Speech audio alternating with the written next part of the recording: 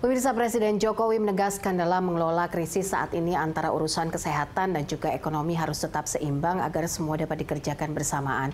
Lantas bagaimana menyeimbangkan antara urusan ekonomi dan juga kesehatan ini?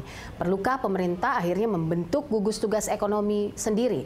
Langsung saja kita akan membahasnya melalui sambungan Zoom bersama Ekonom Universitas Indonesia, Ari Kunchoro, dan juga Ketua Bidang Kebijakan Publik Apindo, Sutrisno Iwantono. Saya akan menyapa dua narasumber saya pada hari ini, Pak Ari dan juga Pak Iwan. Terima kasih sudah bergabung bersama kami. Mungkin saya Terima kasih, selamat sore. Ya, selamat sore. Mungkin saya ke Pak Ari dulu ya untuk bicara soal apa yang tadi sempat kita tayangkan, pernyataan Presiden yang sangat kecewa terhadap bagaimana penyerapan dana penanganan COVID-19 ini yang ternyata tidak 100% realisasinya bisa sampai ke masyarakat dalam waktu rentang 3 bulan ini. Ini sebenarnya kalau menurut analisa Anda sendiri, antara manajemen krisis dan juga kesehatan dan juga krisis ekonomi di Indonesia, sudah separah apakah warningnya saat ini? Jadi kalau kita lihat ya, ramalan ekonomi dari lembaga-lembaga internasional itu diralat dan rame-rame meralat ya. Kita lihat bahwa Bank Dunia yang tadinya meramal 0%, sekarang itu menurunkan menjadi minus 3,4 kalau PSBB itu 4 bulan. Kemudian OECD dia bilang untuk Indonesia antara minus 2,9 sampai 3,9. Ya. Nah ini menunjukkan bahwa mereka itu tadinya juga tidak terlalu mengerti krisisnya ini seperti apa. Berlainan dengan krisis yang sebelumnya, krisis pandemi ini pencegahannya mengharuskan memisahkan antara orang yang melakukan transaksi membeli dengan produsen, ya, karena kalau mereka bertemu itu akan terjadi penularan. Nah, ini sama sekali berlawanan dengan logika ekonomi bahwa permintaan dan produksi itu harus bertemu di pasar, ya. Nah, inilah yang menjadi komplikasi di sini. Kalau tidak bertemu itu alternatifnya apa? Di sini jelas bahwa kalau kesehatan hanya memikirkan bahwa ini tidak perlu bertemu, yang pasti ekonomi akan mati. Dan kalau ekonomi mati, tidak ada pembiayaan untuk kesehatan. Nah, tetapi kalau ekonominya bertemu, nah, tentunya akan ada potensinya. Jadi ini ada alternatifnya. Pertama adalah dengan menggunakan online, ya. Jadi ini menggunakan teknologi. Tapi ini pun tidak cukup. Jadi yang harus dilakukan itu adalah yang konsumen itu melakukan prosedur standar COVID, ya, pencegahan COVID, ya. Sementara yang produsen itu juga melakukan hal yang sama. Sehingga yang terjadi adalah transaksi bisa berjalan, ya, tetapi penularannya itu adalah minimum. Ya, contoh misalnya adalah kalau kita ke mall, mallnya dibatasi, ya, jumlahnya dan kita memakai masker. Ya. Kemudian misalnya kalau transportasi misalnya jumlah kapasitasnya dikurangi maksimum 70% dan di dalamnya pakai masker. Dan ini sudah dilakukan di negara-negara maju, ya. Bahkan di Amerika Serikat, ya, itu kalau pesawat kalau ingin ke toilet itu harus mengacungkan tangan supaya tidak tubrukan tuh ya di tengah-tengah gang.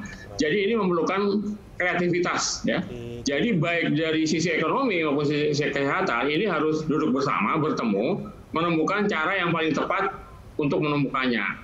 Nah, perkara nanti menyelesaikannya memang harus sabar, ya. Ini adalah suatu maraton boleh dikatakan. Jadi kalau perekonomian dibuka, ya, kemudian ada kenaikan, itu bisa dipertimbangkan untuk kemudian diketatkan lagi. Nah, kalau terlalu ketat, bisa dipertimbangkan untuk dilonggarkan lagi. Jadi ini seperti buka dan tutup lalu lintas di puncak sebenarnya, ya. Jadi harus sabar sampai nanti ditemukan obat atau vaksin.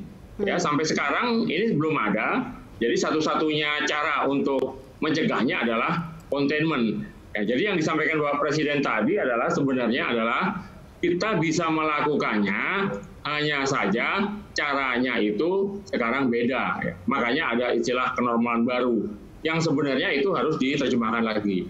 Salah satu yang penting adalah budaya. Ya, kita lihat ya bahwa kalau di Indonesia itu sudah banyak lihat orang memakai masker. Tapi kalau di luar negeri memakai masker itu adalah budaya. Jadi kita lihat di Amerika itu salah satu kesulitannya adalah meyakinkan orang untuk memakai masker, ya. Bahkan memakai masker itu dikaitkan dengan hak asasi manusia. Loh, kalau kita nggak mau gimana? Nah, saya rasa ini perlu juga ya pakar-pakar budaya, tokoh-tokoh masyarakat melakukan contoh ya sebagai tokoh panutan, bagaimana mereka merubah tata cara yang hidup sebelumnya menjadi tata cara yang baru. Kemudian kebiasaan-kebiasaan misalnya cuci tangan, kemudian kalau bersin kita harus menggunakan tangan, kemudian menjaga jarak, itu semua saya rasa diperlukan. Pak Ari, baru maaf kemudian saya potong. bisa kita lihat ya bahwa nanti perekonomian dan kesehatan bisa berjalan bersama-sama. Tapi ini juga harus diamati terus. Makanya perlu indikator, baik indikator ekonomi maupun indikator kesehatan itu harus ada di dalam satu dashboard. Ya. Jadi kita bisa melihat dan melakukan intervensi apapun juga itu ada terjadi ketidakseimbangan. Ya, Pak Ari, ini tadi kan kita bicara soal manajemen krisis dan juga manajemen ekonomi begitu. Manajemen krisis menghadapi kesehatan dan juga manajemen krisis ekonomi. Dua hal yang menjadi saudara kembarnya begitu. Ketika misalnya dilakukan lockdown, maka ekonominya akan meringis begitu. Nah, dengan kondisi pandemi yang kita tidak tahu sampai kapan ditemukannya vaksin, apakah perlu untuk dibentuk sebuah satuan gugus tugas sendiri untuk tim ekonomi? Perlukah itu? Sepentingkah dan segentingkah itu Indonesia melakukannya? Saya rasa ini sudah kelihatan ya di Satuan Gugus Tugas COVID ya. Dan kita lihat bahwa di situ ada yang dari Fakultas Kesehatan Masyarakat, ada dari kedokteran, dan juga ada dari sosioekonomi. Yang penting ini sebenarnya adalah kebijakan di lapangan, menerjemahkannya kepada pemerintah daerah, supaya pemerintah daerah itu bisa melakukannya, menjelaskannya kepada masyarakat ya. Karena masyarakat itu berbeda tanggapannya tentang bagaimana untuk bisa menerima nasihat-nasihat tersebut. Misalnya untuk pasar tradisional ya. Mungkin kita harus kembali lagi ke konsep seperti dulu ya. Dulu itu ada pasar Senen, ada pasar Rebo, ada pasar Jumat. Jadi ada hari pasaran. Jadi tidak setiap hari buka. Nah, konsep ini bisa ditiru misalnya ganjil genap ya. Kemudian jadi menurut Anda ini tidak perlu, Pak Ari. Jadi tidak perlu ada gugus tugas ekonomi. Dan mengenai gugus tugas ekonomi, saya rasa ini sudah ada ya, ada program ekonomi nasional segala macam. Mereka itu habitat ya, jadi sudah dilakukan. Tapi yang penting ini adalah gugus tugas yang memberikan semacam panduan kepada pemerintah daerah bagaimana melaksanakannya di lapangan. Karena yang diperlukan adalah satu keseimbangan. Tim COVID ini diperkuat saja dengan orang yang bisa mengerti bagaimana perilaku sosio-ekonomi dari masyarakat. Baik, oke. Saya menangkap bahwa tidak diperlukan adanya gugus tugas khusus untuk ekonomi, begitu ya Pak Ari ya. Saya mungkin ke Pak Iwan. Nanti kalau ada dua gugus tugas, itu kembali nanti adalah masalah koordinasi. Oke, berarti sudah cukup gugus tugas yang sekarang karena sudah ada berbagai profesi di sana, berbagai sektor di sana, begitu ya. Mungkin saya ke Pak Iwan dulu. Pak Iwan, kalau dari kacamata pengusaha sendiri seperti apa? Perlukah adanya gugus tugas untuk ekonomi dalam kondisi pandemi ini? Sebenarnya kan secara kelembagaan ya kan itu sudah ada kementerian yang banyak ya. Dan sekarang ini saya kira semua lembaga, semua kementerian itu kan ngurusin COVID ya. Ada Menko. Menko itu punya kekuasaan yang besar sekali karena dia bisa mengkoordinasi seluruh menteri. Nah, gugus tugas juga perlu sih sebenarnya. Tetapi kan belum tentu nanti dia punya wibawa dan kekuasaan sebagaimana sekarang ada di tangan para menteri. Dan kalau para menteri itu kemudian bekerja dengan baik di bawah koordinasi Menko, ya itu sudah bisa diandalkan gitu ya. Nanti kita perlu gugus tugas lagi, baru lagi, kemudian belajar lagi dan sebagainya. Ini juga perlu dipertimbangkan ya. Yang penting adalah melibatkan semua stakeholder yang berkepentingan di situ ya. Jadi orang-orang yang memang menjadi orang yang berkaitan langsung, katakan itu unsur pengusaha, ya, unsur karyawan, ya, unsur masyarakat secara keseluruhan itu harus dilibatkan supaya nanti kalau mengeluarkan satu kebijakan, mengeluarkan satu petunjuk itu bisa dijalankan di lapangan. Ya. Jangan sampai misalnya banyak sekarang cuklak dan kemudian juga protokol yang tidak sepenuhnya dibahas dengan para stakeholder, ya. Sehingga ketika di lapangan itu menjadi sulit untuk dilaksanakan. Saya sering mengikuti misalnya pertemuan-pertemuan ya melalui Zoom seperti ini, tetapi kadang-kadang terkesan itu hanya sebagai stempel ya, bahwa kita sudah diajak bicara. Sebenarnya kalau kita bisa efektifkan sistem birokrasi dan kelembagaan yang ada, itu tentu akan berjalan dengan baik. Karena apa? Karena sebenarnya ekonomi kita itu sudah dalam kondisi yang sulit. Pengusaha beberapa waktu lalu mengatakan mampu bertahan selama 3 bulan, yaitu sampai bulan Juni.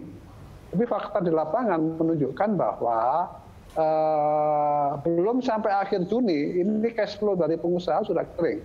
Sebagaimana dulu pernah kita sampaikan. Oleh karena itulah memang masalah pandemi corona ini sangat berat kondisi di lapangan.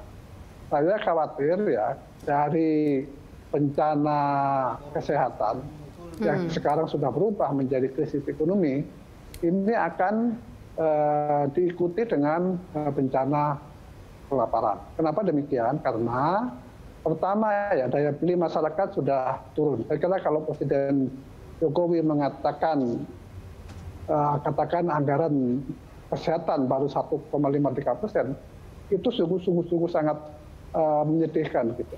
Dikala kita memang sangat kering dari sisi daya beli ya, tetapi anggaran yang ada tidak dikeluarkan. Kalau daya beli ini turun, kemudian katakan untuk sektor pangan, saya bicara soal kelaparan, maka kemudian petani itu mengurangi produksinya. Karena apa? Karena tidak ada restoran yang buka, tidak ada hotel yang beli, catering juga tidak jalan, rumah makan juga pada tutup. Akhirnya permintaan terhadap pangan itu turun. Nah, turun seperti bagaimana kita lihat pada kasus ayam misalnya, itu kemudian direspon oleh peternak, dalam hal ini petani, dengan cara mengurangi produksinya. Nah, kalau produksi ini turun pada gilirannya, ya kita akan kekurangan suplai pangan. Padahal negara-negara lain itu sekarang sudah melakukan moratorium untuk menghentikan ekspor pangan kepada kita. Nah, kalau ini sampai terjadi, ya sekarang ini ayam misalnya, ya dulunya kan harga jatuh sampai 5.000, 8.000 gitu. Sekarang melonjak ya, karena jatuh, peternaknya mengurangi produksi, akhirnya harganya melonjak, sekarang 3 kali lipatnya. Kalau sampai kita terjadi bencana kelaparan semacam itu karena pangan tidak tersedia, ini sungguh nanti akan menimbulkan persoalan yang sangat serius. Karena di seluruh dunia juga mengalami hal yang sama. Sekarang itu tingkat kelaparan, kalau tahun lalu sekitar 135 juta orang seluruh dunia. Baik, Pak Iwan. Sekarang ini meningkat. Menurut perhitungan dari FAO, itu sekarang 265, hampir 2 kali lipatnya. Baik. Jangan sampai bencana ini masuk ke kita juga. Oke, baik. Nanti kita akan lanjutkan lagi, Pak Iwan. Saya terpaksa potong dulu karena kita harus jeda sebentar. Pemirsa, kami lanjutkan Hot Ekonomi usai jeda berikut ini.